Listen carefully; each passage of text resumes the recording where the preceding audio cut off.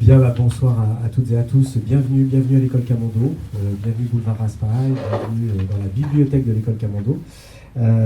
Bienvenue pour ce cycle de rencontres donc, qui a été construit, coproduit par le Centre culturel suisse, l'école d'architecture de Versailles, l'école nationale supérieure d'architecture de Versailles et le LEAV, son laboratoire, et l'école Camondo. Alors, on est très heureux de vous accueillir ici. Et puis je remercie tout de suite Claire Hoffman et Annalisa Viati-Lavone d'avoir pris l'initiative de construire ce cycle. Et peut-être, Claire, de présenter un peu peut-être les raisons pour lesquelles nous sommes là ce soir. Et puis après, je reprendrai juste la parole pour remettre un peu tout ça dans un contexte plus général de nos deux écoles. Donc, de mon côté aussi, du côté du Centre culturel suisse, merci beaucoup de nous accueillir et de faire cette coopération, Camondo et l'école d'architecture de Versailles. Et en effet, la raison pour laquelle le Centre culturel suisse est en route, on tour, comme on l'appelle, est tout à fait architecturale. Donc la raison, c'est que nous sommes en ce moment en travaux et donc fermés jusqu'en 2024. Et pendant ce temps-là, nous ne faisons pas rien, mais au contraire, on est en coopération avec nombreux partenaires. Pour la plupart du temps, notre tour nous porte dans différentes villes en France.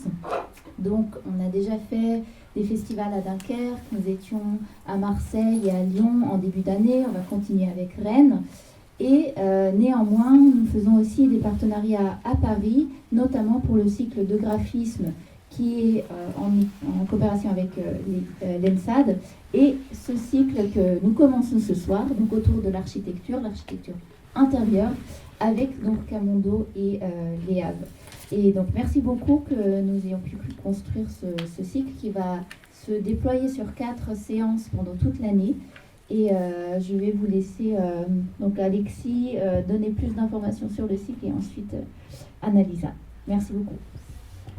Merci Claire, merci infiniment. Alors je vais essayer d'être rapide, mais justement vous me donnez la parole et un micro, donc je tendance à faire trop long. Juste rappeler que vous êtes là à l'école Camondo, c'est une école d'architecture intérieure design, c'est une école qui appartient aux arts décoratifs, les arts décoratifs, le musée, qui est une institution qui réunit bibliothèque de conservation, musée des arts décoratifs, musée Nissim de Camondo, les ateliers du Carrousel, qui sont des ateliers de loisirs, d'expression artistique, et puis l'école Camondo, qui est un établissement d'enseignement supérieur qui forme à l'architecture intérieur et design au grade de master. Alors on remercie évidemment tout de suite Christian Soumy et Roula Matar d'avoir accepté d'intervenir, mais je laisserai à Annalisa le soin de présenter plus avant cette rencontre, mais peut-être de dézoomer un tout petit peu pour expliquer que en fait on va parler au cours de 4 séances qui sont programmées d'ici la fin 2023, des intérieurs. On va parler architecture, on va parler espace, on va parler intérieur, et tout cela est né d'un programme de recherche que mène depuis plusieurs années Annalisa Viati-Lavone au sein du LEAV, programme de recherche qui s'inscrit dans un des axes du laboratoire de recherche de Versailles, espace, corps et sensibilité, programme qui traite plus particulièrement des espaces intérieurs, une approche par le prisme des ambiances. Alors il se trouve qu'à Camondo, on a d'abord le privilège de participer à ce programme de recherche, principalement moi par mon attachement et mon rattachement au laboratoire de l'école d'architecture de Versailles, et puis grâce au jeune département de la recherche de l'école Camondo. Il a été fondé il y a 3 ans maintenant, il est tout jeune, mais on s'est attelé à travailler avec Annalisa, avec le LEAV, sur cette question des intérieurs, au sein d'un axe de recherche que nous appelons Nouveaux Ensembliers, puisque nous nous intéressons effectivement à cette question de la conception des intérieurs. Alors ces intérieurs qui font partie intégrante, qui sont à part entière un domaine de l'architecture, bien sûr, mais qui en France ont eu tendance à des domaines qui ont tendance à se séparer, à se distinguer entre le design, l'architecture intérieure. Ça n'est pas le cas partout, mais en tout cas chez nous, il y a des filières. Et c'est effectivement plutôt dans les écoles d'art appliqué, l'ENSAD, l'école Boulle, l'ENSAMA, Camondo, et d'autres, dans lesquels on parle d'intérieur plus particulièrement. Alors c'était un des objectifs poursuivis par Annalisa, de remettre cette question de l'échelle du corps, de l'échelle peut-être plus humaine, en tout cas ramener les choses à l'échelle corporelle, au sein des écoles d'architecture, et qui n'ont peut-être pas complètement pris la mesure des choses, travaillant plutôt à l'échelle de la ville, à la grande échelle, en tout cas dans les ENSA françaises, dans les écoles nationales supérieures d'architecture. Et puis de vous signaler que ça commence à prendre, par exemple, Camando a mené un partenariat, ou construit un partenariat avec l'école d'architecture de Belleville autour de la question des scénographies. Et ce soir, on va peut-être parler un tout petit peu de scénographie. Et donc, il va y avoir effectivement des échos à tout cela lors de ces rencontres.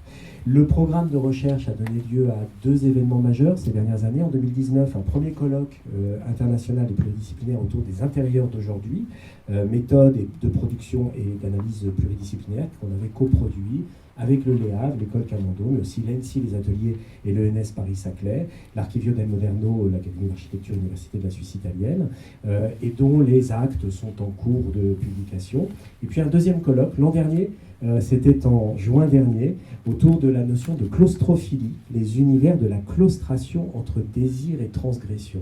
C'était au mois de juin dernier. On est en train de travailler à la publication d'une partie de ces communications à travers la future et nouvelle revue de l'école Camando qui s'appelle Intérieur Design.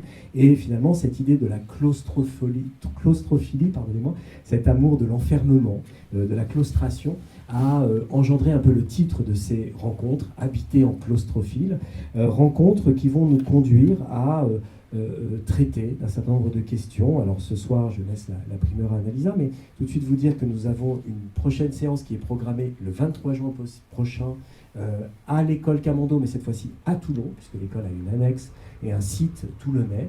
Donc ça se déroulera à la Maison de la Créativité, dans la ville de Toulon, autour de la question de l'habitat en milieu extrême, et plutôt de l'habitat spatial. On est en train d'y travailler.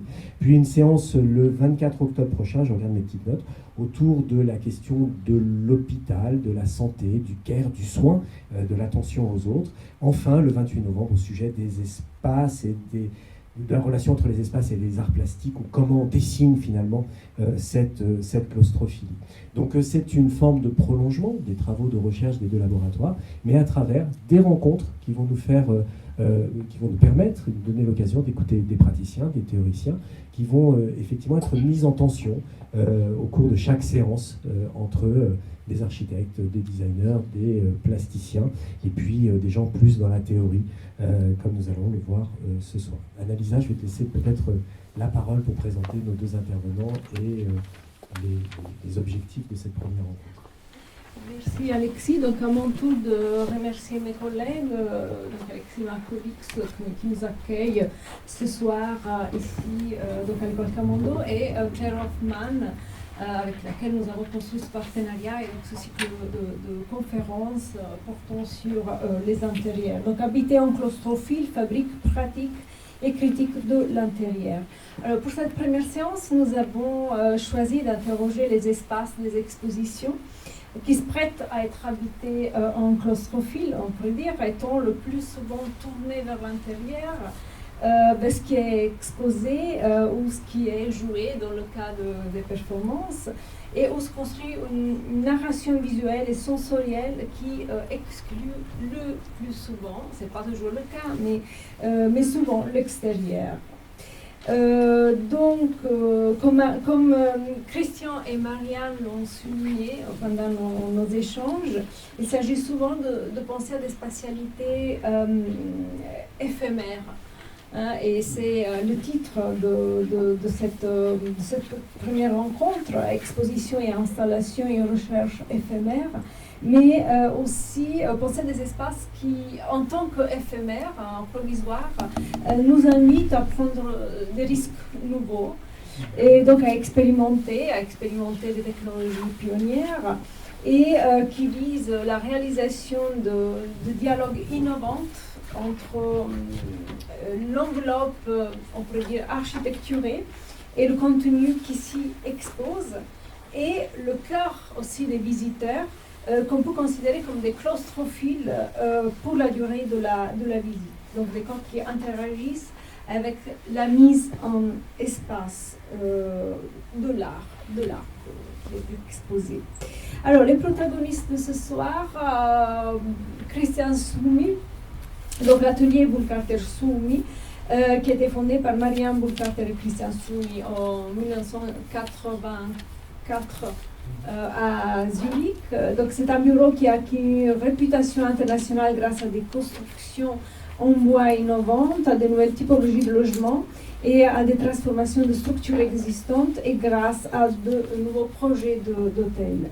Donc outre l'activité florissante d'architectes, tous deux, donc Marianne malheureusement n'a pas pu être là, mais donc ils ont toujours travaillé ensemble, ils ont enseigné ensemble à l'Académie d'Architectura de Mendrisio, et où nous avons d'ailleurs entamé des recherches ensemble sur des architectes italiens comme Giulio Minoletti et Marco Zanoso. Donc évidemment ils se sont engagés dans plusieurs projets de mise en scène d'exposition et ainsi que de conception d'édifices et donc d'espaces pour abriter des collections.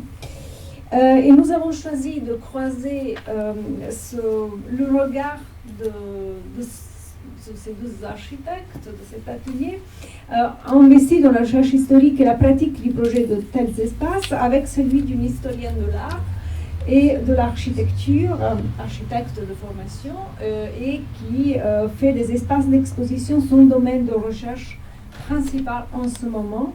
Rula Matar, maîtresse de conférences à l'ENSA Versailles, membre du laboratoire LEAV, le laboratoire de l'école d'architecture de Versailles, architecte avec un doctorat en histoire de l'art contemporain, un doctorat qui vient d'être publié et qui était consacré à ce regard architectural, on pourrait dire, de Gordon Martha Clark.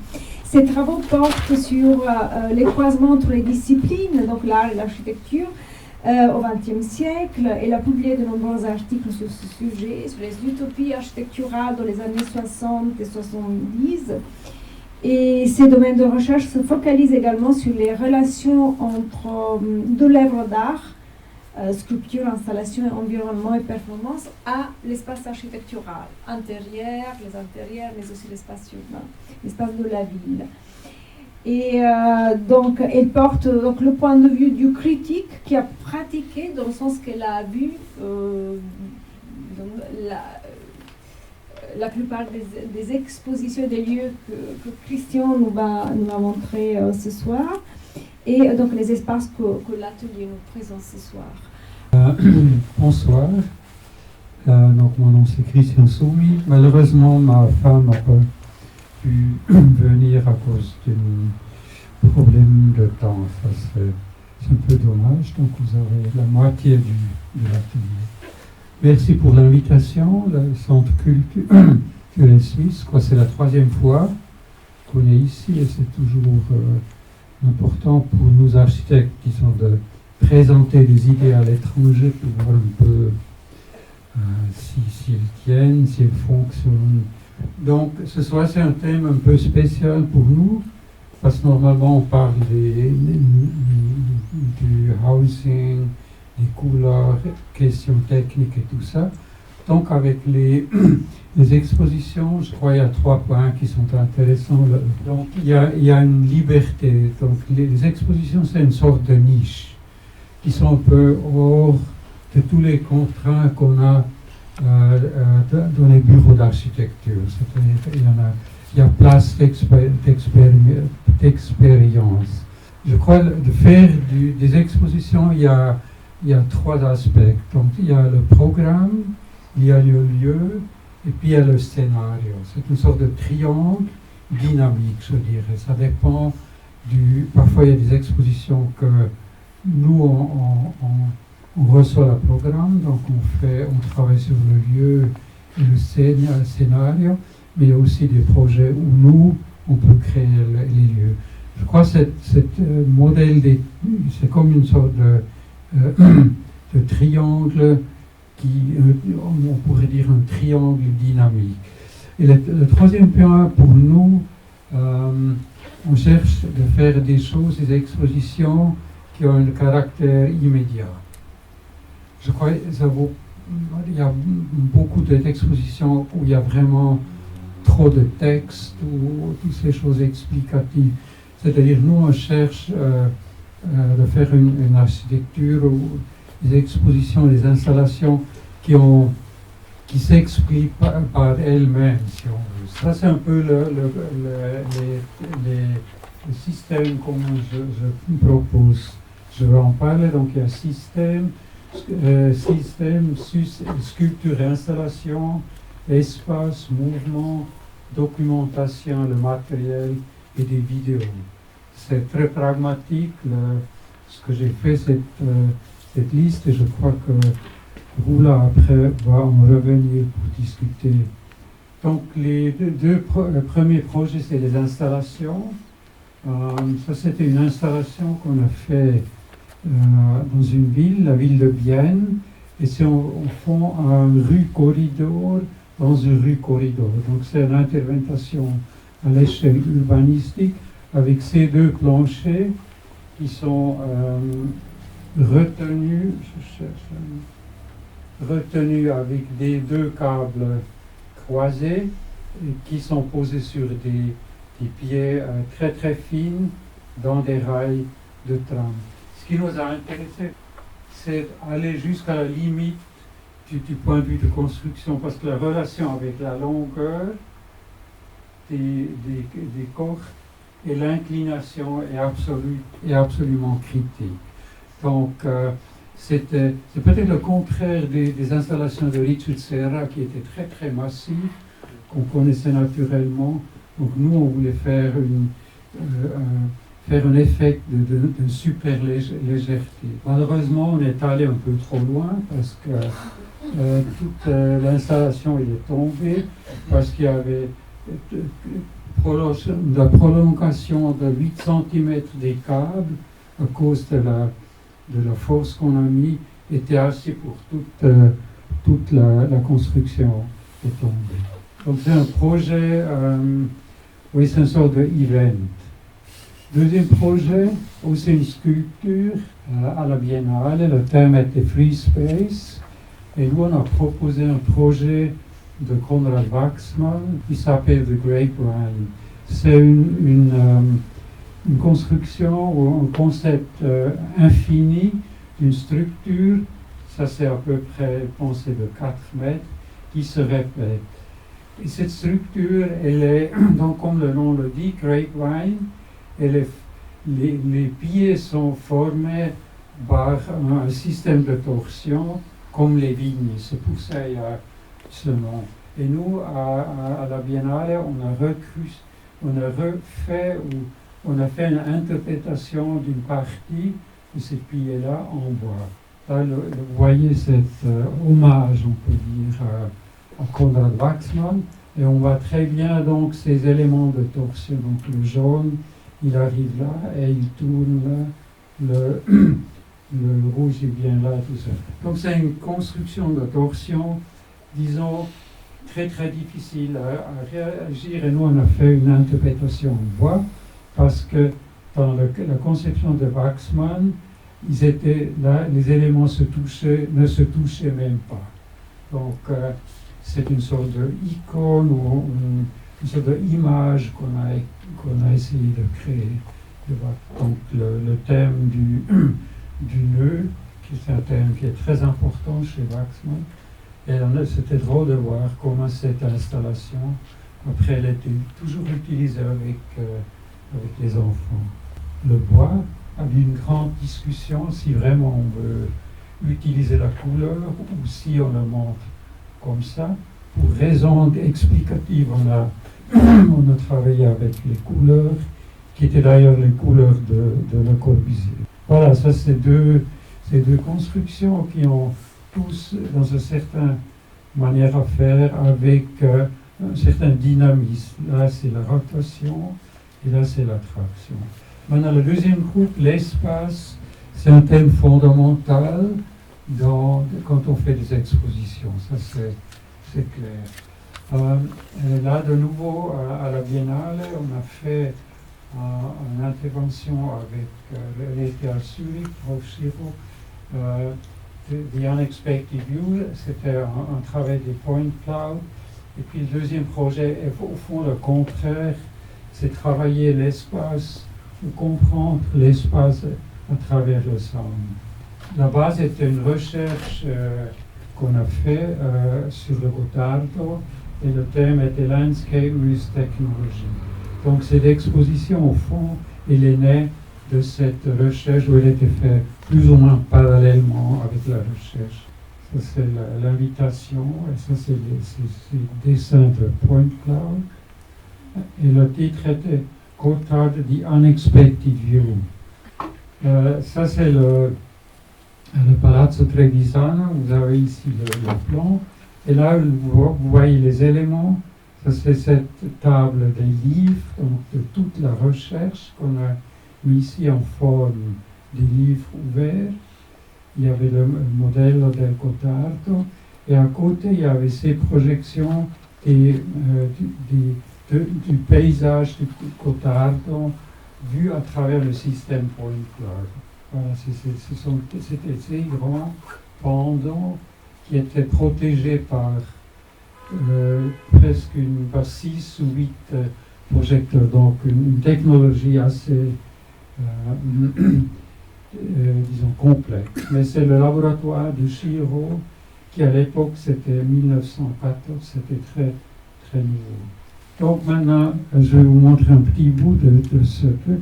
Le Point Cloud, au fond, c'est la construction digitale d'une ville ou d'un paysage, ou ce que vous voulez. Donc, tout c'est un modèle digital, et parce que c'est un modèle digital, vous pouvez le manipuler. C'est-à-dire, vous pouvez enlever des contours, vous pouvez mettre transparent les montagnes et tout ça. Par exemple, ici, on verra, ça c'est le tunnel du San Gottardo que vous voyez à travers cette Point Cloud. Ça c'est la Tremola. On fait un voyage de Airolo à Gösen. Ça c'est le train derrière. Et donc toute la topographie elle est manipulée. Parce que vous voyez des choses que normalement vous ne voyez pas. C'est pour ça qu'on a appelé ça the unexpected view. Ça c'est l'autre côté, de nouveau le tunnel en bas. 200 mètres en bas, et ça c'est le Gösenen rue. Donc il y a densité et la superposition des informations. C'est ça qui nous a intéressés. Et là, vous voyez en dessus de la topographie le deuxième projet, c'est une Kunsthalle qu'on est en train de faire à Gösen, donc de nouveau dans la région de San Gottardo. C'est le footprint et c'est une construction en béton armé qu'on fait ensemble avec l'ingénieur Concept. Donc c'est cette figure-là. Ce n'est pas une maison, mais c'est un élément d'infrastructure.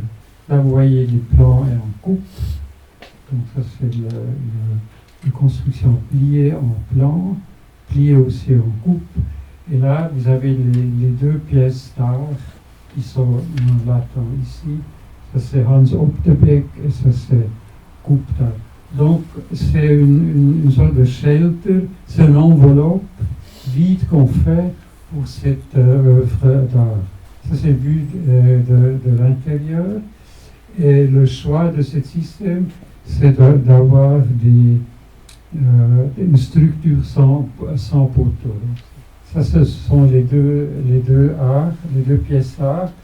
Et je crois que ce qui va être très intéressant, au fond, d'avoir ce travail, ce qui s'appelle Collector's House, Hans Optebeck, dans les montagnes. C'est un travail où l'intervention très fine, très urbain, très, comment dire, très exclusive, qui est maintenant dans cet endroit, dans le Gottardo. Donc une contradiction énorme entre l'œuvre qu'on monte et le lieu aussi. Si vous pensez à ce triangle, je crois que c'est ça qui est le confort. Et ça, c'est du Gupta, qui a eu récemment une exposition à Paris. Donc cette chute des tasses qui est ici. Et cette image au fond, elle relie au prochain vidéo. Parce que tout près de cette maison, il y avait cette avalanche qui sortait. Donc on voit un peu le site. Donc c'est un site très très brut, très fort. Donc c'est 200 mètres plus haut de notre construction. C'est avalanche.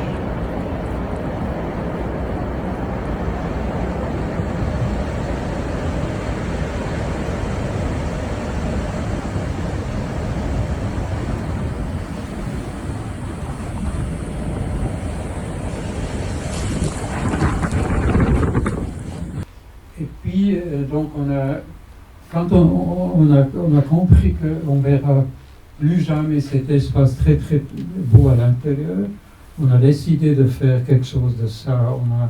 On a proposé une sorte une intervention avec 3 musiciens qui sont ici, avec 3 artistes. Et c'est, je ne veux pas aller trop loin, mais c'est le jeu des tonalités naturelles que vous voyez ici. Et les artistes, ils commencent avec les consonants, après les vocales, et puis les deux ensemble. Donc quand ça commence, les artistes sont tout seuls, ils se cherchent, ils se trouvent et ils sont beaux. Ça, c'est un peu l'histoire de cette installation.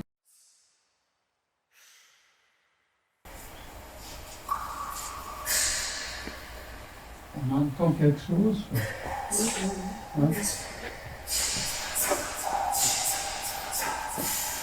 Ça, c'est le commencement avec les consonantes. C'est la deuxième partie.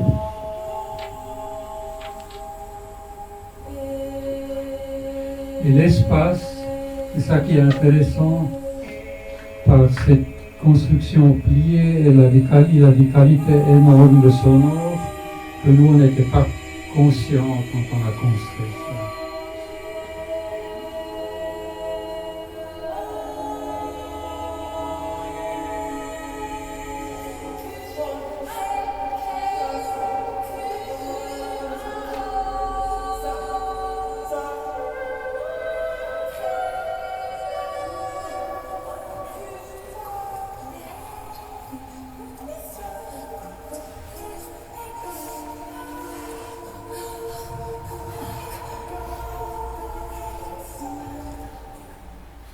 Voilà donc une utilisation d'une construction pas encore finie. Prochain. Troisième groupe, c'est un thème très classique pour disons, des installations ou pour des expositions. Et là, je vous montre 3 projets de notre bureau.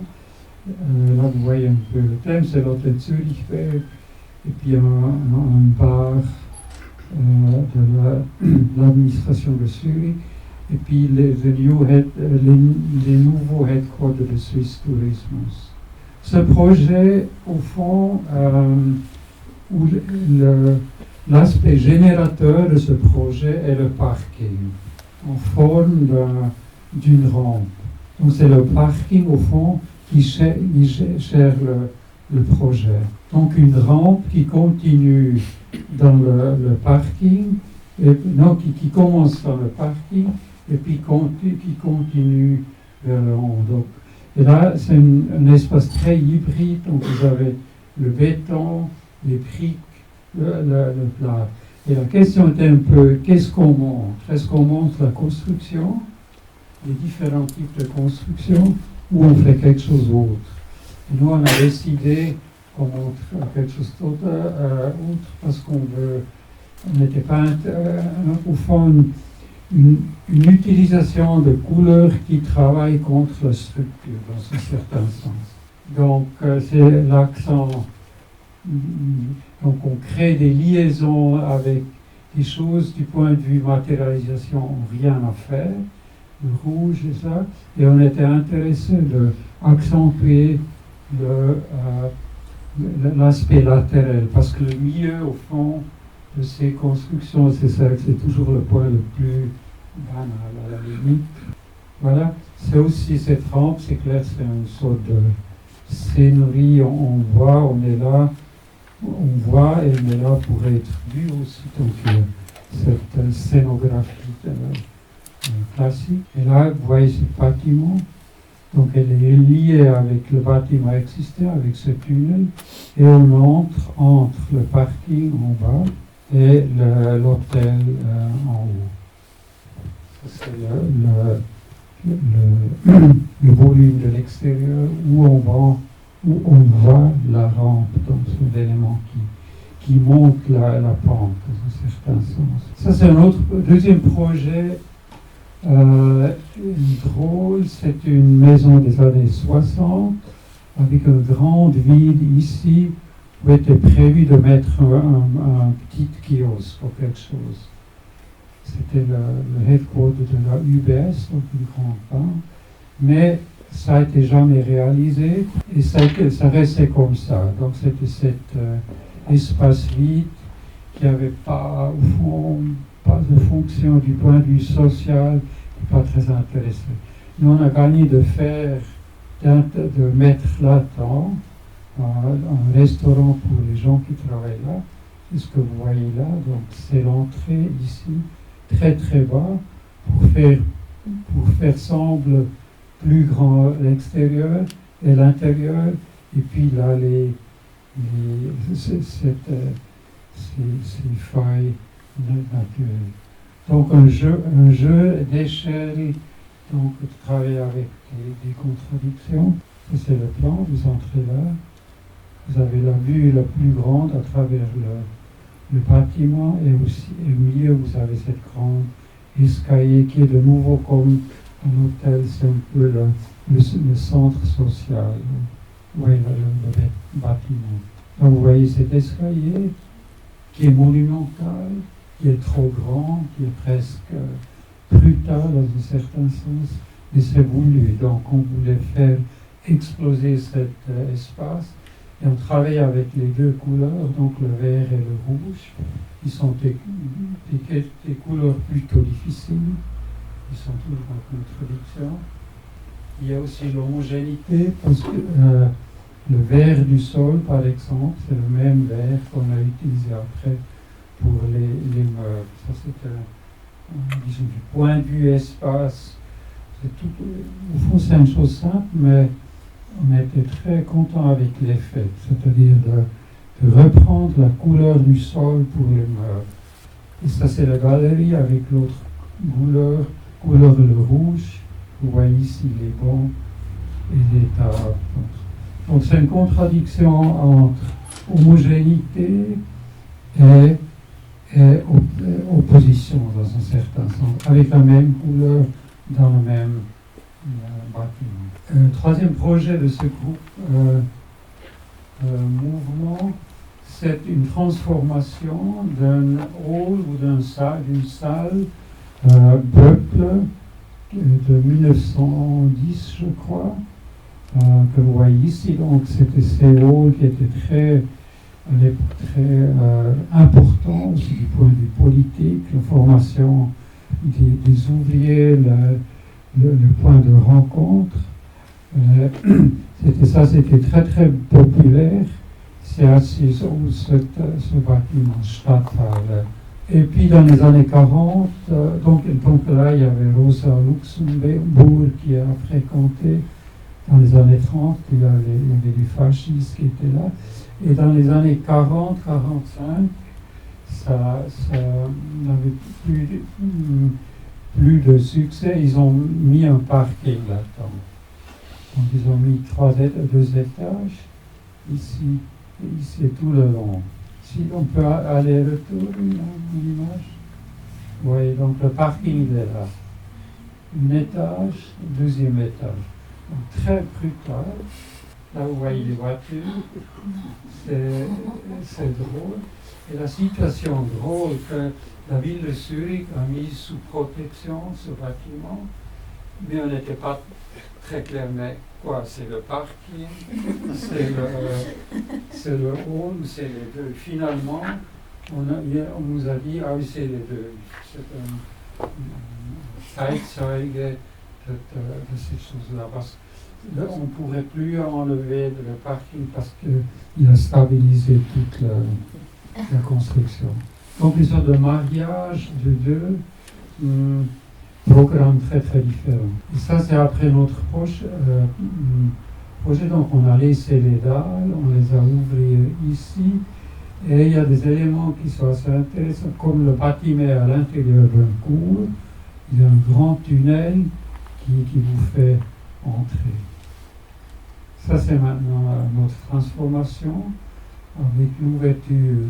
On va donc, on a recréé, disons, du point de vue de la tectonique de ces constructions.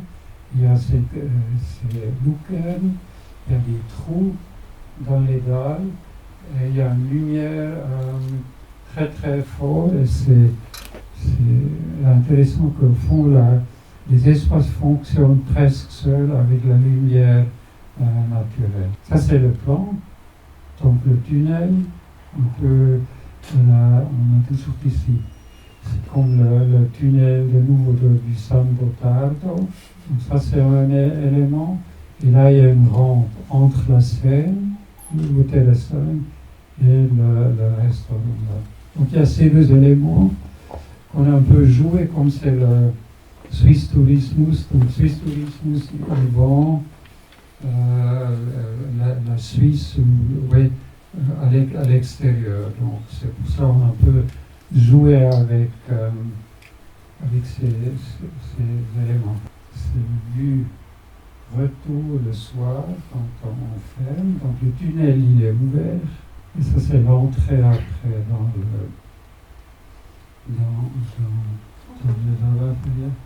Donc je crois que ce projet elle parle de l'articulation des éléments d'architecture, de tout un peu. On a agrandi tout un peu. Donc même si vous avez ces dimensions, vous avez des problèmes d'échelle, vous ne pouvez pas faire un petit machin pour la porte. C'est des choses qui nous intéressent beaucoup. Ça veut dire si vous cassez un échelle, quelles sont les conséquences architectoniques?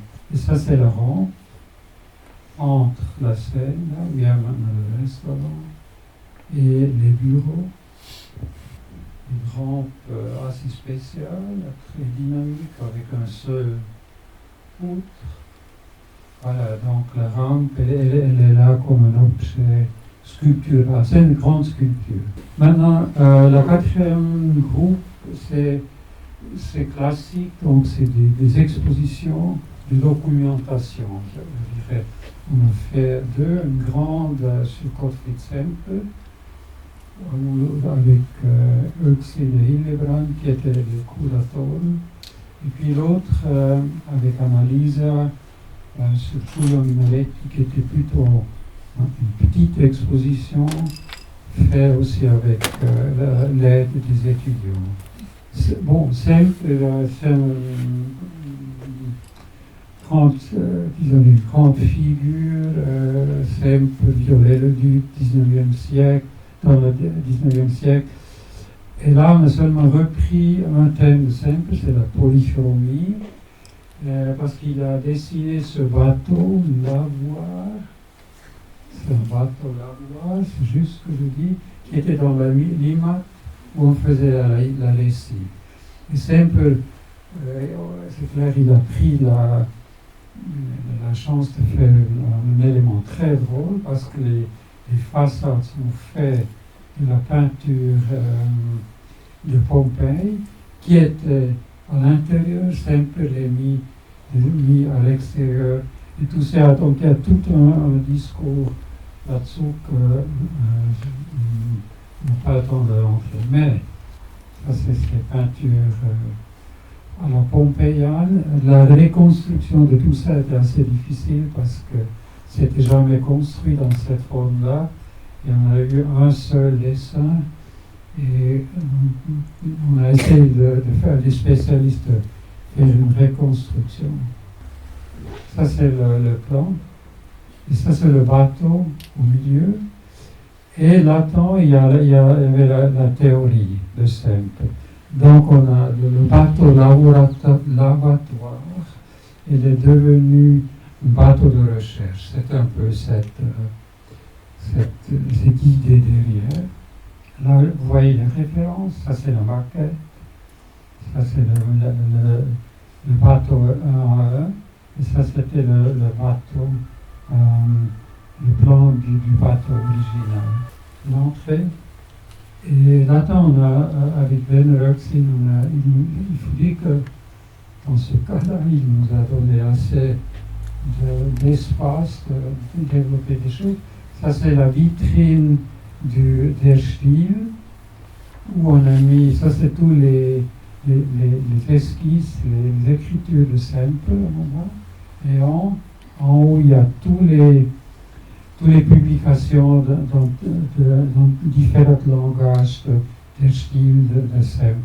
Sempe inclus, c'est une partie d'un mur du l'État de Zurich, donc on connaît ces théories du socle, du mur, de tectonique et tout ça. Deuxième chose, plutôt un petit travail qu'on a fait avec Annalisa, Giulio Minoletti. Et ce qui est intéressant, c'est au fond une collaboration avec les ateliers. Dans ce cas-là, c'était l'atelier de Marianne et moi, et la Guille del Moderno. Et moi, j'y crois absolument. Ce sont des chances, des écoles d'en profiter de ces deux lignes, si vous voulez. Ça, c'est l'expo du point de vue espace. Une seule idée, donc c'est un espace blanc avec un mur noir. Donc ça, c'était la conception. Et là, on voit tous les éléments. Donc ça, c'est les maquettes qui étaient faites par nos étudiants sur ces petites constructions fines de Peter Zumthor qui les a fait. Et là, il y a de l'analyse à ce socle très souvent, qui sont les plans d'archives. Là, de l'analyse à la synopsis. Et moi, j'aime les synopsis de l'analyse. On comprend tout est là, donc il ne faut pas aller. On a tout de suite compris. Ça, c'est les couleurs derrière. Vous voyez encore tous les maquettes, les plans qu'on a redessinés, la polychromie et ça, c'était des maquettes originales. Et ça, on les a appelés les pizzas. Ça, c'est les maquettes urbaines des proches. Donc, ça, c'est Stazione Garibaldi, etc. Un autre thème, quand on travaille les expositions, c'est la matérialisation. Ça, c'est clair. Vous avez la chance d'utiliser des matériaux nouveaux qui sont pas... Il y a trop de risques d'utiliser dans des constructions normales. Et là, c'est toute une... Je prends seulement l'exemple, c'est les tissus. Tissus imprimés, tissus en fibre vert, tissus synthétiques. Donc là, il y a toute une groupe de matériaux qui sont très intéressants et on les a utilisés de différentes manières. C'est une exposition de notre travail à Berlin qui travaille avec ces tissus comme des drapeaux. Et d'un côté, il y a toujours un coupe du bâtiment, d'autre côté, il y a une photo du bâtiment, et en bas, dans cette forme, il y a le site urbain dans la ville. Donc, une message très très concentrée, on prend trois aspects et on essaye de dire quelque chose. Mais la chose intéressante, c'est avec ces drapeaux, il y a de nouveaux voisinages. C'est-à-dire que ce sont des bâtiments qui en réalité n'ont absolument rien à faire avec eux. Donc on peut les mettre on peut les grouper dans une certaine type de voisinage. Et on a appelé, donc on voulait créer une densité, et le thème de l'exposition était sinnliche Dichte, donc densité sensuelle. Sinnliche Dichte. Donc on a pu faire ce parcours à travers notre ville, pour ainsi dire. C'est le layout. Et on a fait ça ensemble avec Marko Pukaknic qui a écrit un très beau texte sur le thème des sections. Ça c'est un pavillon Onoma, s'appelle donc un pavillon onomastique, veut dire c'est la recherche sur l'histoire des noms des différentes villages. Ça c'est expliqué très très courtement. Donc là vous voyez à peu près 3000 villages et villes en Suisse, nommés alphabétiquement, là, dans ces cylindres. Et le plan, c'est un peu comme à Göžne de nouveau, une superposition de deux formes, donc il y a le cercle, et puis il y a cette forme libre, qui crée dans une certaine manière comme des pochets entre les deux formes. À l'intérieur, il y avait une douzaine de places où on montrait des vidéos qui ont connecté à travers l'histoire de nom, qui ont connecté les différents villages. Ah oui, et là on a travaillé avec ces tissus vibre glaciers, ça s'appelle. Tous ces nouveaux matériaux qui ont une qualité énorme. Quand vous mettez la lumière là-dedans, ça fonctionne comme... C'est la lumière de l'espace. Entre dans les pochets, pour ainsi dire, c'était le bleu, comme ici. C'est à l'intérieur, c'était jaune. Donc il y a une sorte de double construction. On voit à l'extérieur, ça c'était des cuisines des employés. L'intérieur. Et ça c'est la solution finale. Donc, vous montrez ces films qui reliaient toujours 2 ou 3 villages ou villes entre eux. On était assis là, c'est le Cross Suisse, et là-dedans il y avait les téléphones des 4 langues de notre pays. Je reviens encore pour finir de nouveau à la construction de cette grapevine construction de Waxman. On a reçu un hall dans le pavillon à la Triennale pour encore expliquer mieux le projet. Et la chose qu'on a fait, on a pris le dessin et on a créé ce cercle pour avoir, disons, un tableau continu. C'est un peu le contraire au fond d'un panorama. Un panorama à l'inverse. Vous avez de nouveau ça. Ça, c'est aussi une chose qui nous intéresse disons,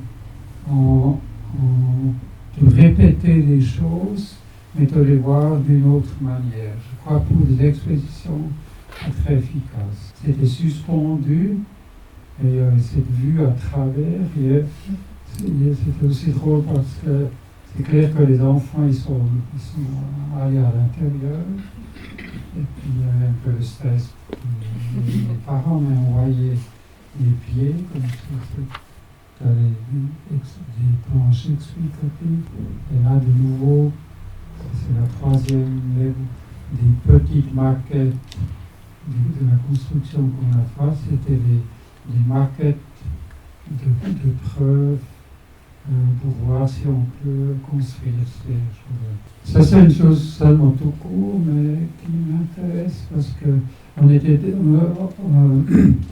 à Milano, il y a beaucoup de jeunes architectes qui étaient ex-étudiants de Nuovo Mendrisio, et qui sont très actifs. Ils ont fait une exposition. Et ils nous ont demandé si on a aussi un objet à donner ou quelque chose. Et puis on leur a dit non, pas réellement, mais si vous voulez, on vous donne une partie du Waxman et puis vous pouvez faire ce que vous voulez. Et ils l'ont mis ici dans ce cours, c'est dans une galerie dans la banlieue de Milano. Ils ont mis là ce drapeau très très beau, donc ça fait 4 mètres. Et puis ils nous ont envoyé cette image qui m'intéresse beaucoup parce qu'elle dit quelque chose sur la relation avec le public et l'exposition.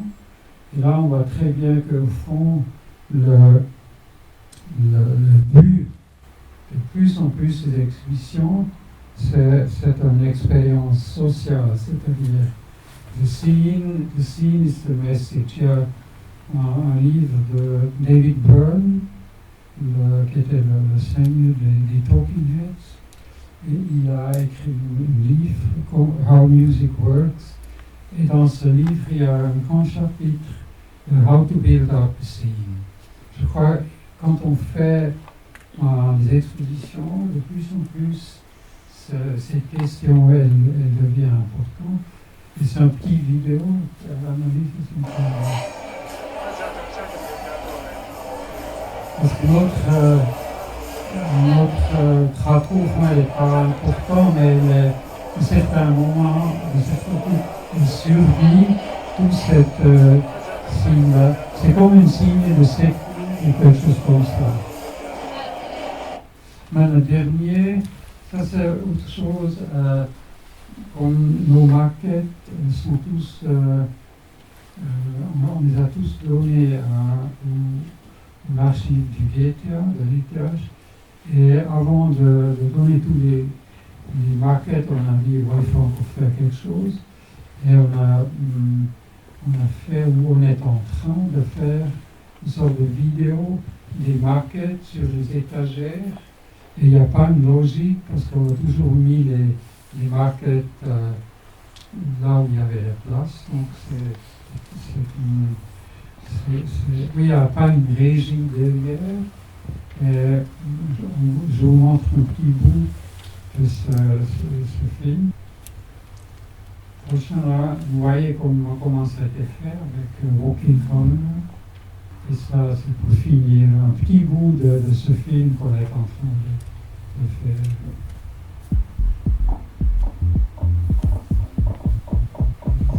C'est sur 2 étages.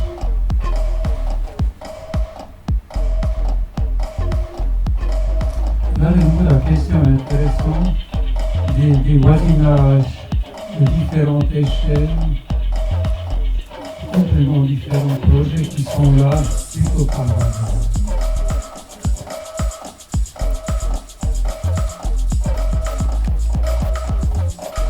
Ce qui est aussi intéressant, c'est le fond. Ça, il faut encore travailler.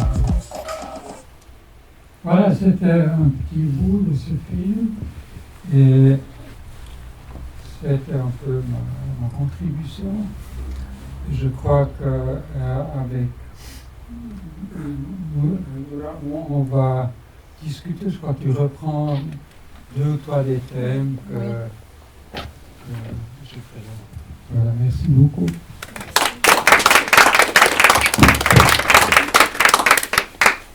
Merci Christian pour cette brillante présentation. J'y retrouve l'esprit qui caractérise votre démarche. Elle ne reproduit pas l'essence et encore moins un panorama complet, n'est-ce pas, de l'activité de Peter Szümi. Elle est plutôt comme un échantillon qui est très habilement calculé, un gros plan sur quelques-unes de vos recherches qui sont si foisonnantes. Et je trouve que vraiment la présentation montre surtout toute la curiosité que vous portez à des problèmes qui sont aussi constamment différents. Ce qui transparaît aussi, et qu'il me semble important de souligner, c'est une certaine méthode de travail Si l'on prend l'exemple du nœud de Waxman, on voit comment il devient un thème. Un thème, c'est un terme que tu répètes souvent, que tu utilises souvent. Le mot thème veut dire matière à réflexion, et tout ce que tu lui fais subir aussi avec rigueur. Si l'on prend l'exemple du nœud de Waxman, en partant de cette invention qui est d'abord construite en maquette, vous vous en saisissez pour faire une recherche historique et matérielle assez impressionnante sur les éléments, sur la relation entre l'épaisseur des matériaux, la géométrie volumétrique. Puis vous réalisez un prototype et en modifiant l'échelle, ce nœud devient sculpture et même une sorte de totem à la Biennale de Venise. Donc là, je viens d'esquisser comme ça rapidement quelques moments de cette méthode de travail qui semble s'appliquer à la fois, je pense, à votre pratique architecturale, mais je la retrouve également dans les expositions, qui est la focale de notre discussion ce soir. Alors, au sujet de l'exposition, vous écrivez dans un petit texte de présentation qui est publié dans le catalogue monographique paru chez Electa en 2016. Vous écrivez, et là je vous cite, l'exposition est un espace de réflexion en dehors du travail quotidien du bureau. Les intérêts personnels les plus souvent fortuits et donc non directement réutilisables dans notre travail de conception y affluent. Fin de citation. Nous pourrions discuter ce point, car il me semble que l'on retrouve dans les expositions un écho de ce qui caractérise aussi votre travail architectural.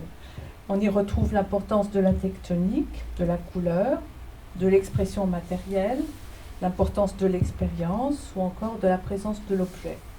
Alors me viennent à l'esprit des questions qui vont être transversales à ta présentation et qui vont relever de 4 aspects qui partent du matériau, de l'objet, et qui vont progressivement aller vers l'échelle et la temporalité. Alors, si l'on parle du matériau et avec les images que l'on vient de voir aussi du pavillon Onoma, d'ailleurs, et si l'on parle en fait du matériau, je reviens à cette présentation que je citais. Vous écrivez: les expositions sont également l'occasion d'aborder des matériaux spécifiques tels que les tissus, les couleurs. Il me semble qu'il y a ici 2 choses en jeu. Je te les soumets. Tu me dis si tu es d'accord. D'une part, on connaît aussi tout votre intérêt pour les qualités concrètes des matériaux. Ça, c'est une dimension importante. Cet intérêt correspond à celui que vous défendez dans vos architectures et notamment l'importance accordée à l'expressivité. Il est aussi intéressant de rappeler comment tu évoques cette question dans ton texte intitulé « Positive Indifference ». Donc de 1995, tu y décris cet effet du matériau. On parle du matériau et par effet, tu entends, je cite, un effet sans médiation non entravée par la sémantique. Donc une approche qui invite à une confrontation directe avec la présence physique du matériau, et que l'on retrouve très clairement aussi dans plusieurs des expositions que tu viens de nous montrer, et tout particulièrement, je trouve très intéressant ce propos, le pavillon Onoma que tu viens de nous présenter. Il me semble un exemple parfait de cet attachement aussi aux sensations tactiles, et je trouve aussi qu'il aboutit à une forme très intéressante de collage avec ce travail sur le matériau et avec aussi cette idée que l'on retrouve de façon lancinante dans votre production et qu'a bien décrite Martin Steinman, duquel vous êtes très proche, lorsqu'il parle aussi de cette idée de quelque chose qui est composé et qui ne cache pas ce qui qui ne cache pas qu'il est composé. Et c'est ce qui est vraiment magistralement exposé, je trouve, dans le pavillon Onoma. Est-ce qu'il y a là une contamination, finalement, de ce que vous pratiquez dans votre... qui vient contredire un peu ce que je citais au début sur l'espace sur l'exposition. Non, comment dire, c'est le rêve des architectes suisses-allemands d'échapper à la question sémantique. C'est un fait, et comme Bruno Reichin est là, il fait partie de ce débat, parce que lui, il était toujours un peu de l'autre côté, parce qu'il nous a expliqué que seulement la machine de perception, c'est une chose, mais on n'échappe pas à la sémantique. C'est un peu si je fais après ça. Et, mais on a, c'est vrai, disons, cet effet immédiat, je crois, il nous intéresse. Mais il ne faut pas être naïf. Il y a toujours l'autre aspect des relations, des références historiques qui sont dans la tête. Donc, mais tu as raison que Onoma, peut-être ce pavillon, il est vraiment, je crois, c'est un projet assez fort que dans le sens, tu sais, la lumière vient à travers ces tissus, par exemple. C'est aussi une chose connue. Mais je me souviens très bien les deux côtés, donc je dis les pochets bleus et l'intérieur jaune. C'était quand même un effet qu'on n'a pas... on n'était pas clair que ça va se faire comme ça. Mais en même temps, et puis il faut dire aussi une chose qui est importante, comme Maren elle n'est pas là, donc nos backgrounds sont très différents. Et je crois dans beaucoup de ces projets, il y a beaucoup l'influence de Marianne, donc parce qu'elle elle a travaillé dans les années 60 dans le Super Studio. Donc c'est toujours Marianne qui a ces grandes visions. Il y a toujours une vision formelle, mais il y a toujours une vision sociale. Et là, Marianne, je crois, elle est très...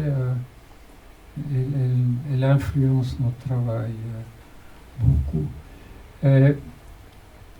Voilà, et pour revenir, je sais pas, l'histoire c'est très juste ce que tu dis, c'est un peu mon côté, mon problème, c'est Konrad Waxman. On a par hasard, on a trouvé ce livre sur Der Holzhausbau de 1930, parce qu'à l'époque on construisait des maisons en bois. Et nous on ne connaissait pas ce livre, et on a vu ça. Et puis, la chose qui s'est passée, que moi, sans le vouloir, je suis devenu spécialiste des nœuds Waxman, qu'au fond je déteste. C'est pas du tout mon truc, c'est English high-tech. Mais, entre-temps, je le respecte beaucoup parce que si on fait un pas plus profond, on découvre la génialité de Waxman, qui est incroyable. Et c'est pour ça, c'est pas les nœuds en soi qui me touchent, mais c'est le pensée derrière qui est incroyable. Et je viens de trouver un texte de Argan, Carlo Argan, le grand historien italien, qui a écrit l'introduction d'un livre de Waxman, que j'étais un peu surpris. Et au fond, Argan dit que, je ne connais pas le nom, je le dis en allemand, il dit que c'est un Taschenspieler, Waxman. Si quelqu'un va dans les rues, les gens qui jouent avec avec les triques et tout ça. Et ça, est-ce que tu connais le nom? Taschenspiel. Je trouve difficile, c'est un peu un voleur de... Oui, c'est là, Oui, quelqu'un qui il fait bouge des- là les machins et tu Oui. sais plus où est le ping-pong et tout ça. Ouais, Ça, c'est un magicien. Taschenspiel. Alors, Argan, il dit ça. Mais il le dit d'une manière très charmante, naturellement. Bon, mais seulement pour te dire, les lignes de notre travail sont pas très contrôlées. Il y a beaucoup d'hasard, mais le hasard, disons, nous rend curieux et puis on continue ces choses-là et puis voilà. Donc, c'est pour ça la recherche et les expositions, je ne pourrais pas vivre sans, au fond. C'est au fond la machine qui me pousse, disons, de faire l'architecture. Voilà, je ne sais pas si j'ai répondu. Oui, Marcel Mailly a une très belle expression pour qualifier votre manière de travailler. Il parle de saut de cheval exploratoire. Je trouve Comment une très belle idée. C'est- Saut de cheval exploratoire. Oui. Et au sujet de l'exposition et de l'objet, vous écrivez que parfois vous recourez, et là je cite de nouveau ce court texte sur la monstration, vous dites que vous recourez au traitement ready-made des objets. Est-ce qu'on doit comprendre le ready-made comme un objet manufacturé? Est-ce que tu peux nous en dire? Il me semble que c'est une stratégie d'exposition. Et comment très concrètement elle se met en place? Et me vient là à l'idée l'exposition sur Saint-Père. Et je me demande si, est-ce que par ce chemin émerge justement l'idée de construire une maquette de ce bateau lavoir. Et puis on viendra peut-être dans un deuxième temps sur la confrontation des échelles entre la maquette et la réalisation. Mais plus précisément sur ce que tu dis, voilà, le traitement du ready-made de l'objet. Est-ce que je sais que vous avez aussi cette attention d'être au plus près aussi de l'objet? Enfin, dans quel sens, comment ça s'applique à l'exposition? Oui, je crois que l'exposition de Semper, d'une côté, elle est très simple parce qu'on reconstruit ce bateau qui est important, mais et dans ce sens-là, tu sais, le ready-made, c'est une stratégie très efficace. Nous, on dit toujours dans le bureau, il ne faut pas inventer toujours des nouvelles choses. Les choses sont déjà là, il faut les combiner, il faut les détruire, il faut les manipuler. C'est ça, c'est une sorte de maniérisme probablement, mais j'ai pas de problème avec ça. Donc ça c'est un point. Et d'utiliser les choses qui sont là et puis de les traiter d'une manière peut-être différente. Et c'est pour ça que ça nous a beaucoup amusé que le bateau lavoir devient un bateau de recherche. Oui. Et Euxine, il était très heureux parce qu'on lui a dit, bon, mets-toi dans ton bateau et ne nous pose pas des problèmes. Là, tu as ton liberté. Puis là, c'était trop calme. Il est venu avec des milliers de choses et on a dit, bon, maintenant, on a un bateau, on ne peut pas mettre un deuxième et tout ça. Donc, c'est toutes ces expériences-là qui sont là. Mais la notion de la réalité, surtout aujourd'hui, je crois que c'est une notion très importante parce que être réaliste, dans quel sens? Je crois que la réalité, elle est devenue tellement intéressante qu'il faut y penser. Tu vois, donc, et c'est pas un réalisme, c'est un autre. Je crois que c'est autre chose. Mais de nouveau, Tu sais, le bateau au fond, ça pour te montrer l'histoire, parce que on s'est rencontré avec Bruno Maurer, l'archiviste, dans un bar, et puis il a dit, ah bon, on va faire cette exposition de Sempre, et je lui ai dit... Okay. Et puis je lui ai dit, ah alors on te fait une maquette. Et puis voilà, blablabla. Et puis Marianne, j'ai dit ça à Marianne. Et puis Huxley, entre-temps, il nous a déjà demandé, ouais, peut-être il faut demander. Et puis Marianne, elle vient, elle dit, ouais, toi avec ton maquette, il faut la refaire un à un. Bon, alors on a dit, ah bon, si tu crois qu'on peut faire ça. Et c'est pour ça qu'il y a toujours ces grands sauts qui nous inspirent. Mais après, le point difficile, c'est qu'on ne se perd pas dans des histoires. Il faut, comme Le Corbusier dit, finalement, il faut architecturer toutes ces choses. On peut faire exploser les arguments, tout ça, mais finalement, il faut les organiser autour d'un centre comme ça.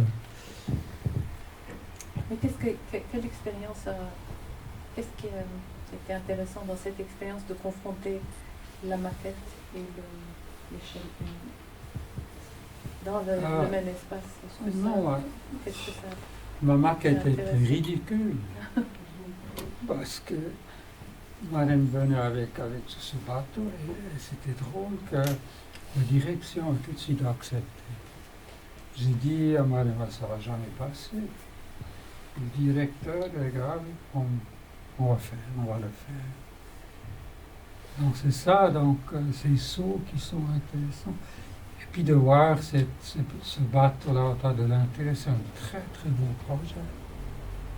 Malheureusement, elle n'était pas réalisée de cette manière-là, mais ouais, c'est rupture et continuité.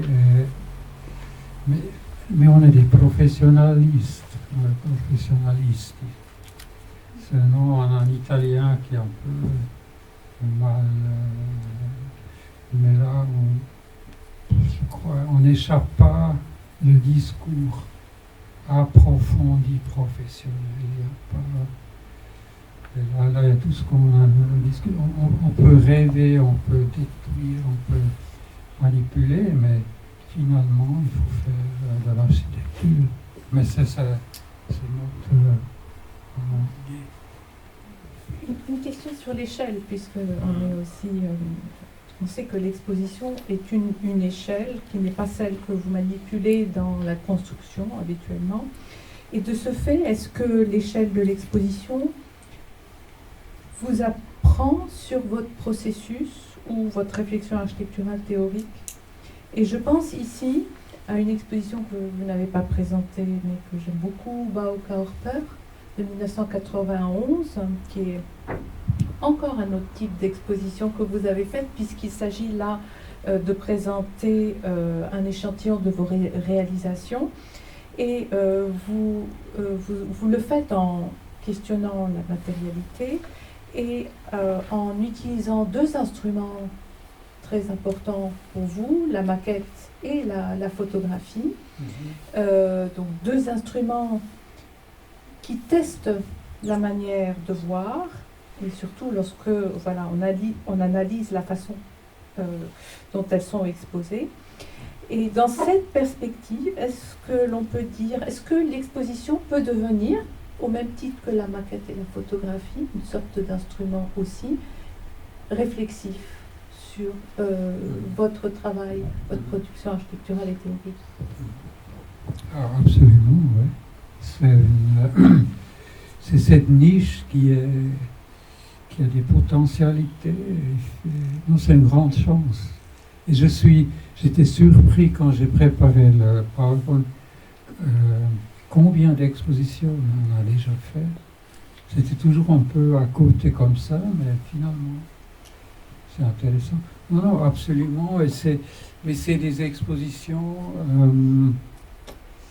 un peu, disons, sauvages. c'est, comment dire, Elles ne c'est... sont pas directement liées en fait à une question que vous êtes en train de... Oui, absolument.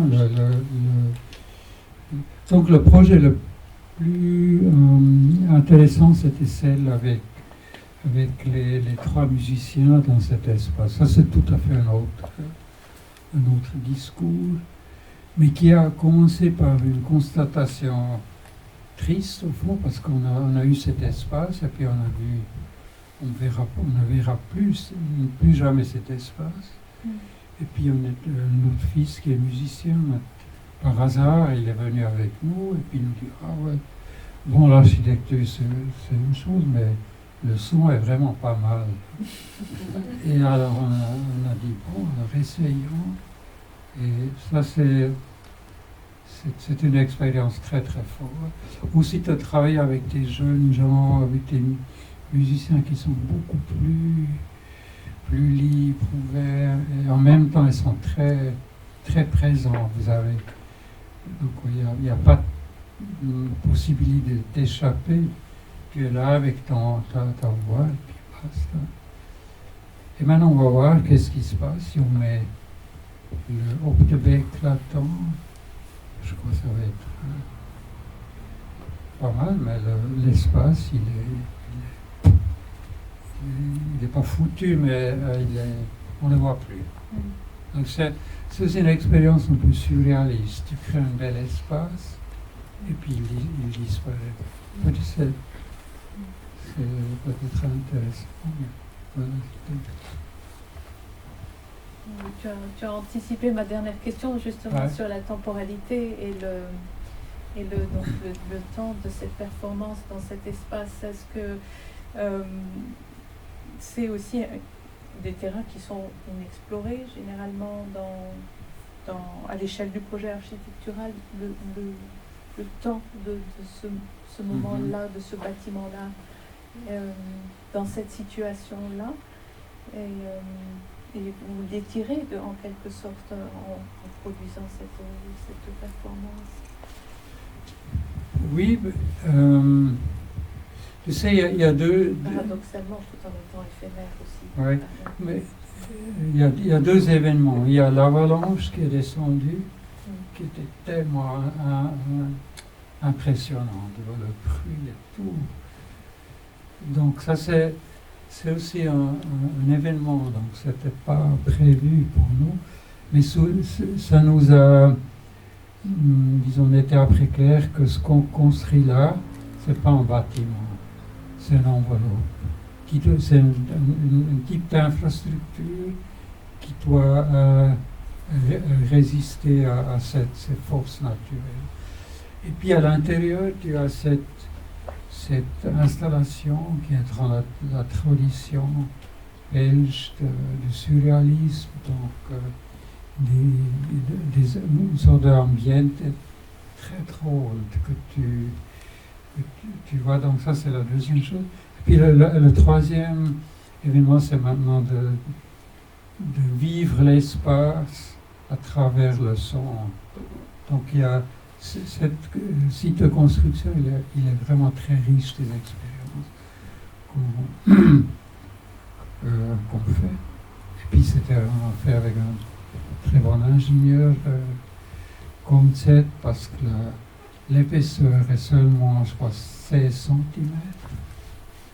C'est complètement dans les limites, c'est-à-dire tu es dans cette enveloppe, mais tu sais, c'est pas un bunker. Parce qu'un bunker, il a 1 mètre d'épaisseur. Donc il y a plein, disons, il y a toute une série d'expériences qui se contredisent. Et ça c'est un grand plaisir. Ça nous... comment dire, ça ouvre d'autres choses, ou ça crée du respect vers d'autres genres. Et c'est aussi de travailler avec toute cette équipe de Lucas, le vidéo type, il est incroyable. il vient là, il fait cette machin qui était très compliqué. Et puis je lui ai demandé, ouais, mais qu'est-ce que tu fais demain? Il dit, ah, demain je vais sur son Gotthard, on fait un nouveau film, un film de, disons, de réclame sur le nouveau Alfa Romeo.